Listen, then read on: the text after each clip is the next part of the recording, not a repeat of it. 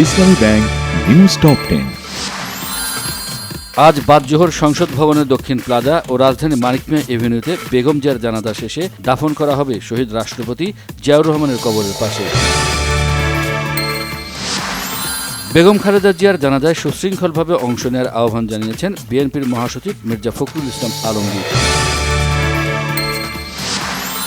খালেদা জিয়ার মৃত্যুতে 3 দিনের রাষ্ট্রীয় শোক ঘোষণা, নির্বাহী আদেশে ছুটি থাকবে আজ, জানাজা ও দাফন হবে রাষ্ট্রীয় ব্যবস্থাপনায়। দেশ আর দেশের মানুষই ছিল বেগম খালেদা জিয়ার পরিবার, তার সত্তা, তার অস্তিত্ব। তিনি রেখে গেছেন ত্যাগ ও সংগ্রামের অবিস্মরণীয় ইতিহাস। তারেক রহমানের ফেসবুক স্ট্যাটাস।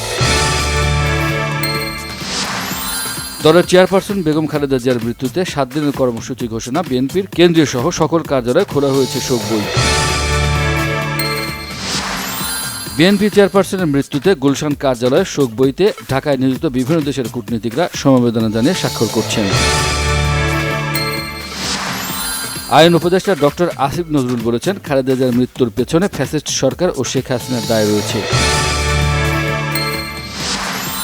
বেগম খালেদা জিয়ার মৃত্যুতে ভারতের প্রধানমন্ত্রী নরেন্দ্র মোদী, চীনের প্রধানমন্ত্রী লি ছিয়াং, পাকিস্তানের প্রধানমন্ত্রী শাহবাজ শরীফ সহ বিশ্বনেতাদের শোক।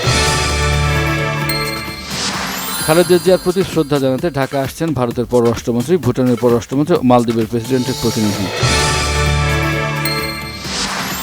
বেগম খালেদা জিয়ার মৃত্যুতে বিসিবির শোক, স্থগিত করা হয়েছে বিপিএলের 2টি ম্যাচ, স্থগিত ফুটবলের সব আয়োজন।